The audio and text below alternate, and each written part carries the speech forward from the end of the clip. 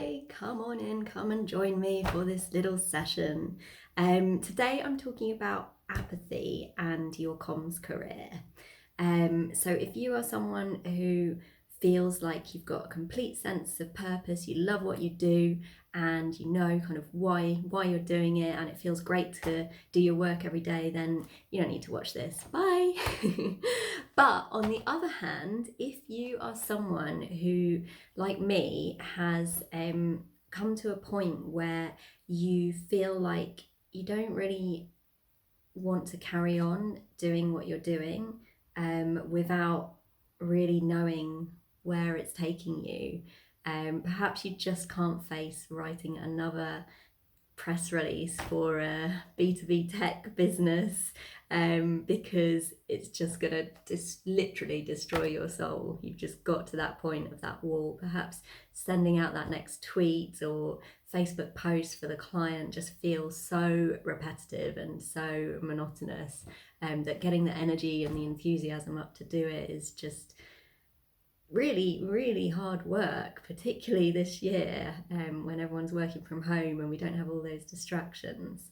If that's you, that is okay. That is where I was at in the kind of, I guess it was senior account manager level at the agency that I worked at when that really hit me. Because I had loved what I was doing, being an enthusiastic grad and working my way up through the ranks. That had been good fun.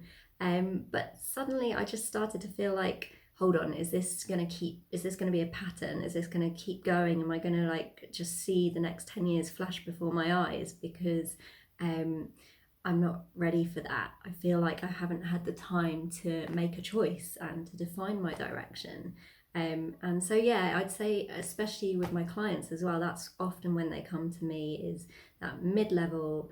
They've been doing the same thing for a while. They're very good at it.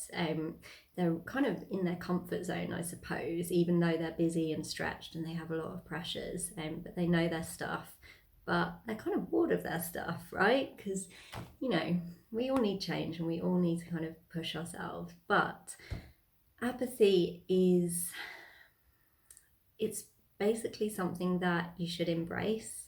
And the reason I say that is because it's telling you something.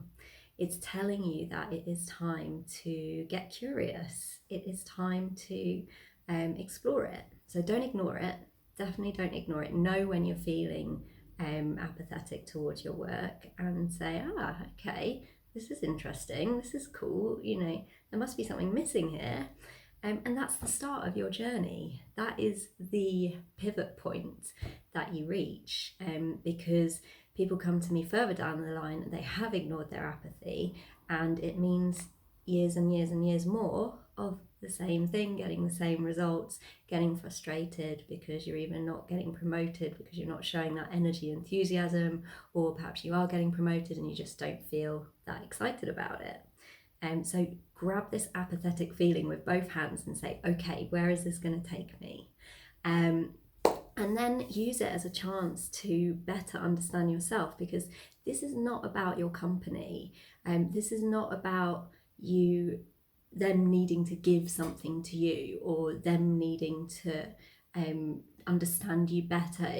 This is all about you, and it's all down to you to act on it and to make some changes. So it's really important to understand that they can help you. You don't have to leave. You don't have to up sticks and go work for a charity or go work in Africa or something to find meaning.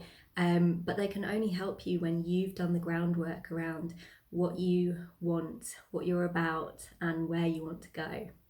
And that's very difficult for them to do within their trainings and their traditional reviews framework, because that is all focused on the greater good of the company. So they won't necessarily be able to guide you and give you that breadth of vision that you're going to need to actually get your head around why you as an individual do what you do.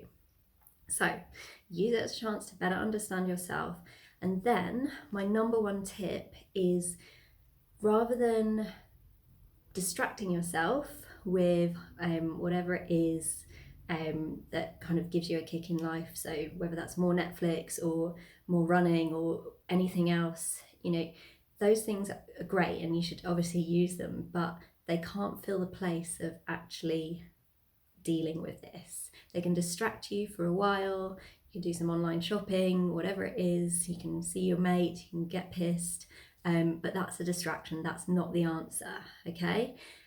So be aware of that and notice when you do start to use those distraction techniques on yourself rather than dealing with that day in, day out feeling of this is dull.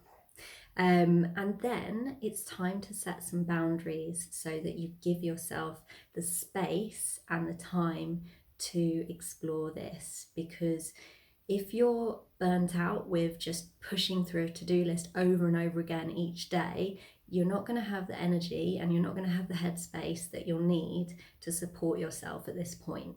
Because apathy is not it should not be a normal state of affairs for you. It might be something you experience once in a while, that's okay, but it shouldn't be your day-to-day reality. So prioritize supporting yourself through this.